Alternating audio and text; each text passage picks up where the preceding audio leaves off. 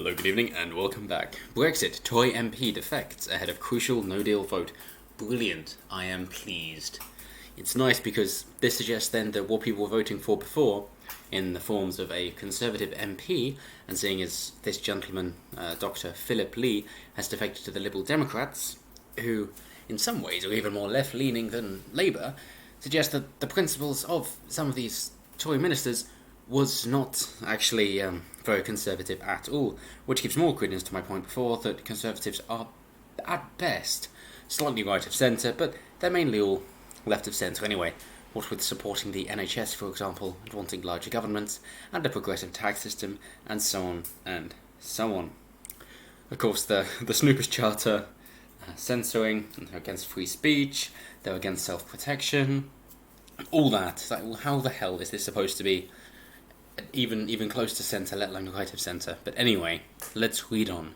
Conservative, lol no, MP Philip Lee has defected to the Liberal Democrats ahead of a showdown between Boris Johnson and Tory rebels over Brexit.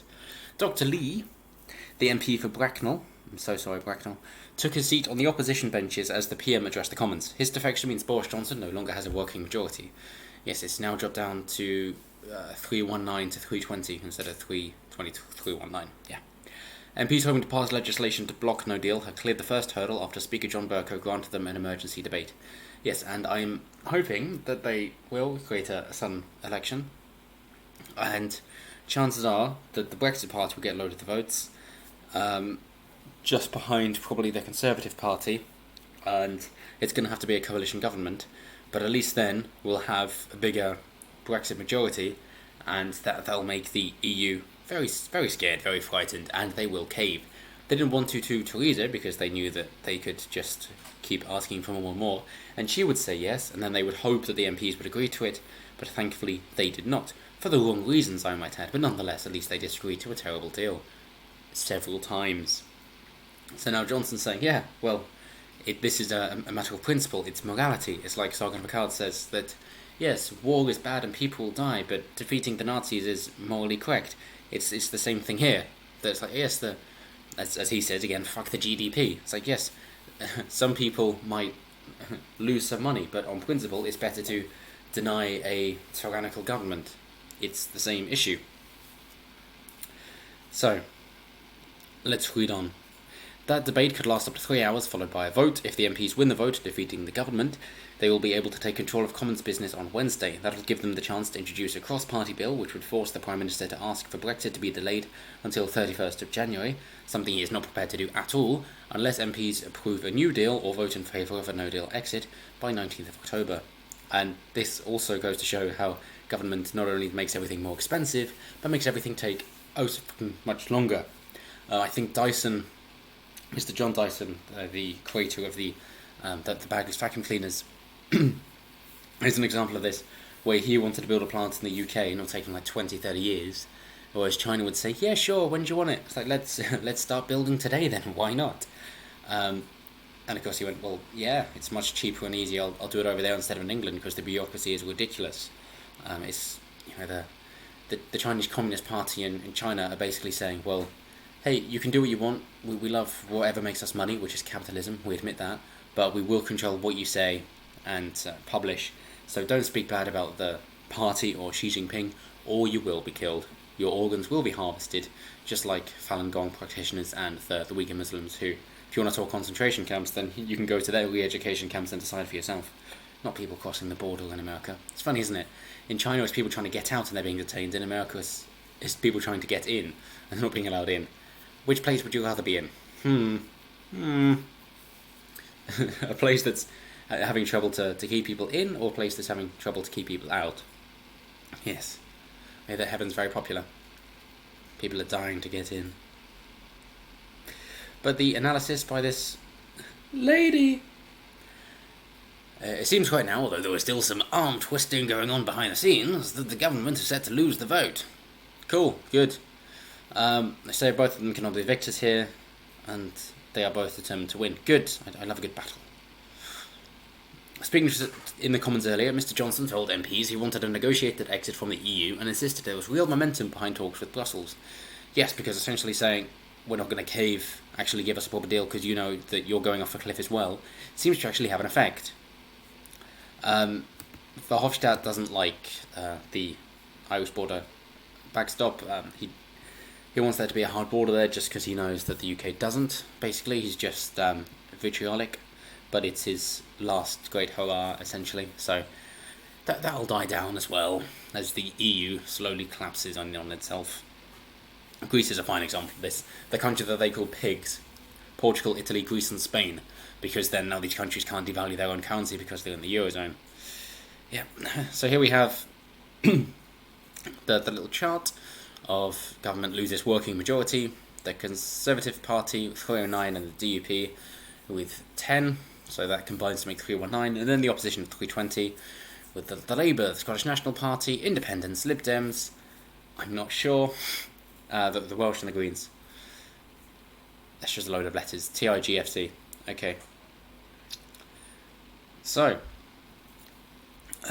if the rebels succeeded in their aims, Mr. Johnson said it would force him to go to Brussels to beg for another pointless delay to Brexit, and he would never do that. Fantastic. It is Jeremy Corbyn's surrender bill. It means running up the white flag, he added. Yes, let's hope it works better this time, because last time Theresa May tried to do it thinking she had a clear majority, and of course she didn't. And then that's what caused the coalition with the DUP and for Conservatives to be in such a weak point. Now, it'll be yet another one, was it 3 in the past 4 years? Something like that. In 2015, 2017, and then it'll be 2019, I believe. After the votes, of course. So, yep. Now we're going down to Dr. Lee. So Dr. Lee said, Brexit divisions had sadly transformed this once great party into something more akin to a narrowed faction in which one's conservatism is measured by how recklessly one wants to leave the European Union, or maybe just how principled somebody is. Perhaps more disappointingly, it has become infected by the twin diseases of English nationalism and populism. What's wrong with a nation state, and what's wrong with trying to do what most people want? I understand maybe the attack on populism is you're against mob rule, in which case you're for something like the Electoral College in America, but I'm sure if we delve through your history, you might prefer a complete democracy, and you might have been more for Hillary Clinton than Donald Trump, and therefore against the Electoral College. But only time will tell on that one, I'm sure. But populism essentially is just the working man. It's basically just the man on the ground who doesn't care for travelling to other countries, doesn't care for the elite, social or otherwise, and is just against champagne socialists. That's populism. That's why populism and nationalism tend to go hand in hand, because it's people who were born in the country and stay in the country. And I don't see a problem with that. I mean, you could put it another way.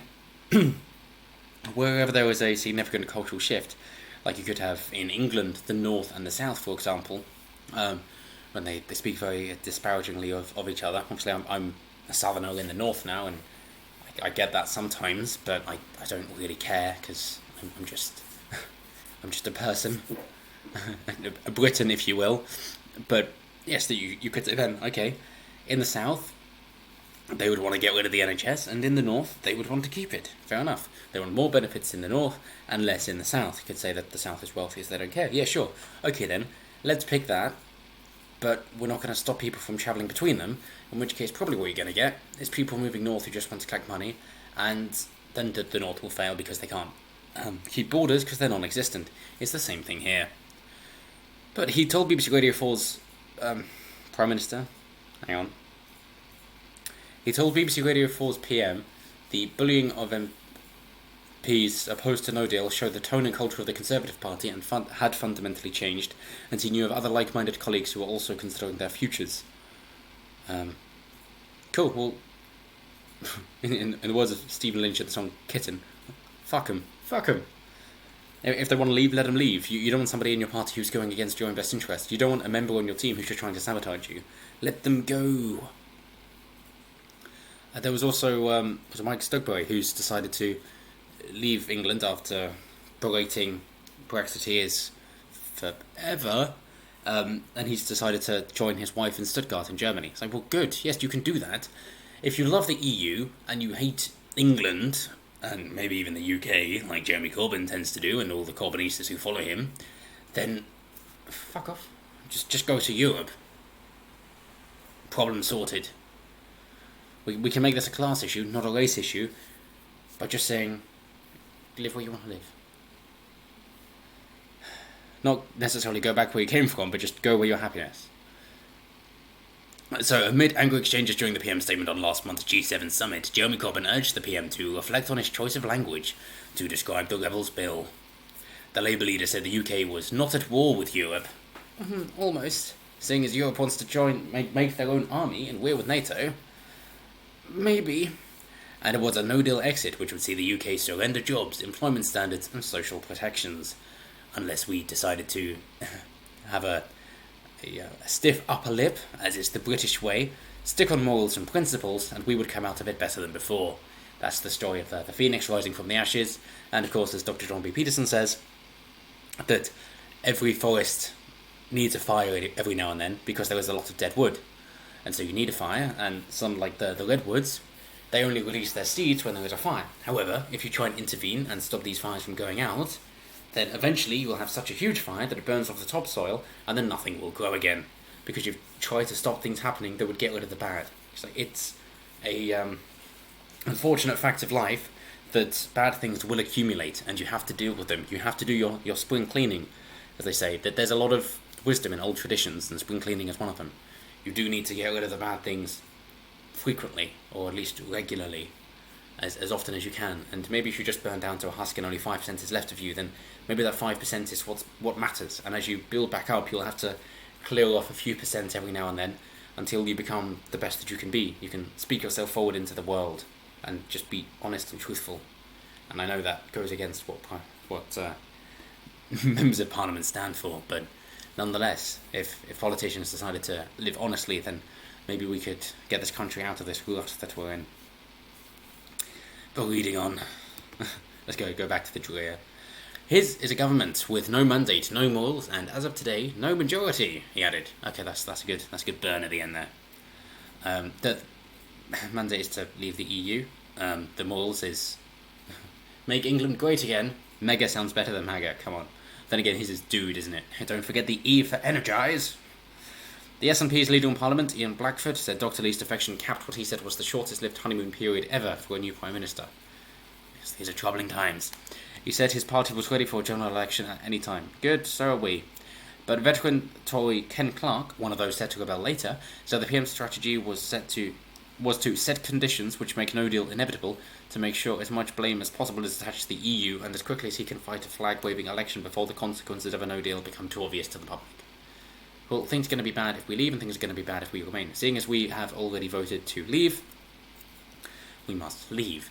Because if then another party comes in and says, well, hey, we can stay, it's going to be fine, then of course the EU is going to say, yeah, you can, but you've got to agree to these terms, which basically lose you your vote, and you've then got to pay up a shed load. Because, of course, hey, we can leave on no deal and not pay the 39 billion divorce settlement, in which case the EU has to collect it somewhere else, because we're still paying at the moment, of course.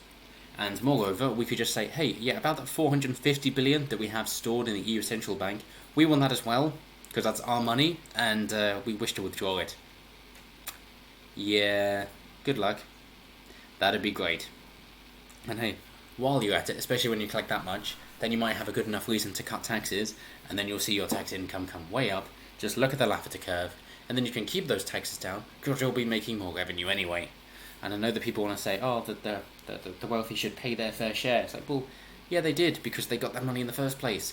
And if they didn't, because they don't know what they're doing with money, then they're going to lose it. 90% of wealth made is lost by the third generation down, because the people who make the money know how to handle it, and they might be able to teach their children, but before too long, the person that's inherited it, or the people who have, don't know how to make money, don't know how to keep money, don't know how to invest money, and they spend it all and blow it, and then they're back to being poor. That's why it is very odd for dynasties to exist these days, because as strong as nepotism might be, the children don't have the intelligence, which is all about IQ, referring back to the mean. But anyway, let me know what you guys think. I'm intrigued to see what you guys have to say. If you think that this is actually a good time, if we can break the country down as we crash out of the EU, as we say, then maybe we can fracture down to more county levels and build back up on a limited government state, in which case we can basically do what Hong Kong did, or maybe even Japan after the Second World War, and we can rise once again. Or if you think, no, this is awful, we don't know what we're doing, and we need somebody to hold our hand through it, even if that is a corporation that doesn't know what it's doing either, and is destroying itself, then you can obviously see my perspective there. But do let me know, in case I'm wrong. I'm intrigued to know. Echo chambers exist for everyone, of course. So thank you so much for watching, and I will see you next time. Have a good evening.